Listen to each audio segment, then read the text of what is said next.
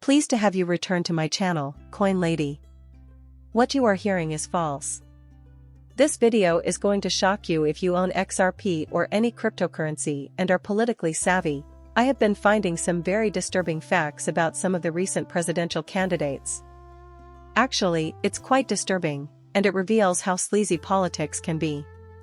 In order to secure your support for their campaign, people will say or do anything to win your vote. Plus, once in office, they won't follow through on a single one of their campaign pledges. In general, politics seems like a waste of time, and I think most of us can relate to this idea. But I'm going to tell you all the terrible truths and provide you an excellent solution in today's video.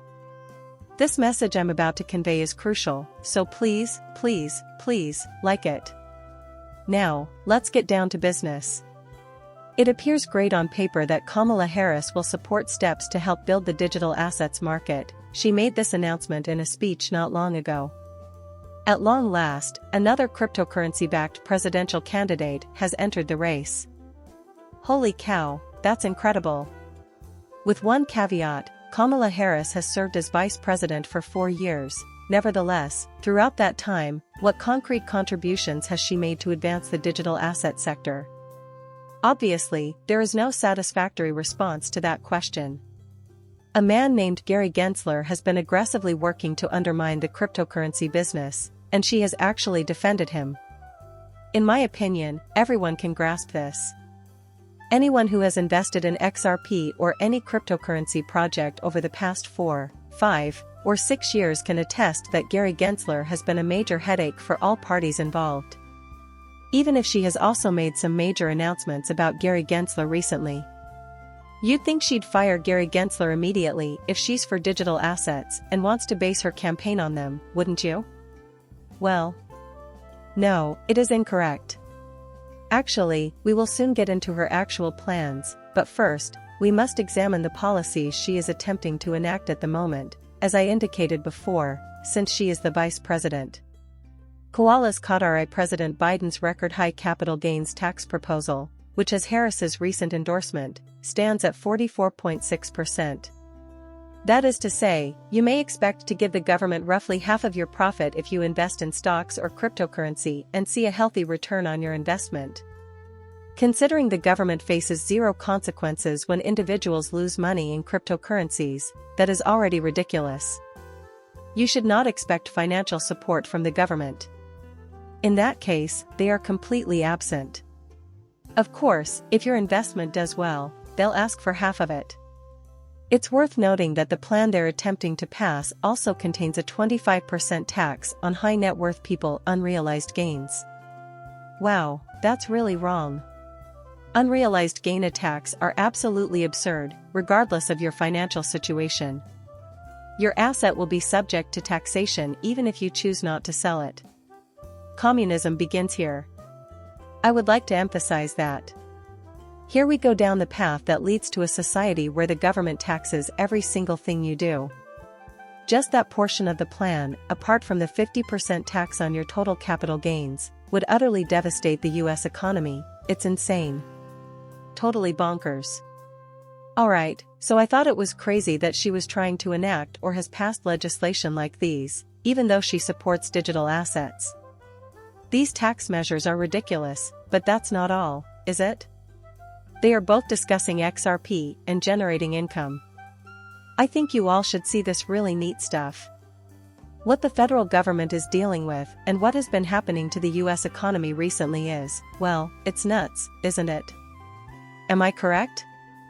The government is suddenly confronted with the sudden disappearance of 1 million employment in the United States.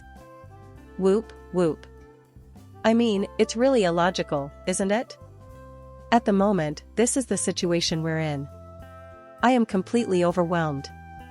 And guess what? I would have said, okay, whatever if this had been the only point. We should continue living our lives. Minimal concern. In general, I really doubt this will pass whatever. However, when you consider Kamala Harris's goals beyond that, another picture emerges. Here you may see it. Gary Gensler shouldn't go no, according to Kamala Harris. Gary Gensler ought to be promoted, according to Kamala Harris. According to Senate sources, Clinton is reportedly thinking about Gary Gensler for the position of Treasury Secretary in the event that she is elected president. So, you might say she is all for digital assets, huh? Yes, I am in favor of digital assets. The small bill she's trying to get passed would tax both realized and unrealized gains at a rate of 50%. Got it. Fascinating. Meanwhile, the US economy is annihilating jobs across the country. Considering the leadership we've had so far, I never would have imagined this would happen. Naturally, she then says, you know what? Give Gary Gensler a chance, I'm all for digital assets. You know, that moron who utterly busted the crypto sector and did nothing to bring anyone to account, he was a total failure and an embarrassment. Do you recall that individual? He is fantastic, and I believe he should be promoted. The US economy is in dire need of someone like him right now. Yeah. I was thinking, okay, you really cannot make this stuff up once I learned this. You know, I already thought those last 3 things were fairly crazy. You are aware that she is utterly betraying her word and that her statements are utterly meaningless. I now see that 4 more years of Gary Gensler attempting to ruin the cryptocurrency business and assist companies like BlackRock in achieving total monopoly is equivalent to 4 more years of Kamala Harris in office. And please, don't misunderstand me. If you believe that BlackRock should control the entire cryptocurrency market, own a majority share in Bitcoin, Ethereum, Solana, and all the other cryptocurrencies, then I completely agree with you. Then go ahead and cast your ballot for Kamala Harris. It might be wise to not support this woman in the election if you aspire to achieve financial independence down the road. Additionally, I rarely express my political opinions, as previously mentioned. Yeah, I'm in Canada right now. Big Brother USA is solely responsible for everything that happened to me in Canada. Our economy was already going to inflate, so my Prime Minister, Justin Trudeau, chose to print money at the same time as the federal. This led to my inflation. As a result, we're dealing with a housing crisis in both Vancouver and Toronto, among other huge problems, such as food prices that have doubled in the past 4 years, while our elected officials deny the severity of the inflation problem and insist that it's under control. Oh, absolutely.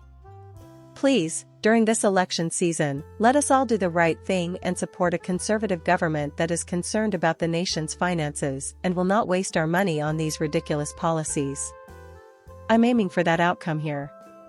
Well, we obviously can't win every game. Don't misunderstand me. I'm genuinely optimistic that we'll have a fantastic turnout and everything will work out well. In addition, I have high hopes for my future in the Bitcoin sector. Regardless of the actions of any politician, I believe that we, the people, will always have the freedom to manage our own money any way we see fit, provided that we are well informed on how to create an online wallet that is not subject to government regulation, whether through the use of virtual private networks, VPNs, or some other means. This sector of the economy will, in my opinion, never go away. What matters most, though, is that we cast our ballots in support of our own interests, rather than those of a government that seeks to amass vast sums of money at our cost without addressing the world's pressing problems. I thought we weren't supposed to do that, were we? Therefore, I do believe that I am hopeful on the whole. Things will improve, in my opinion, if we stand united, fight for what we believe in, and keep educating the public, as I have done today with many of the stories I have shared with you.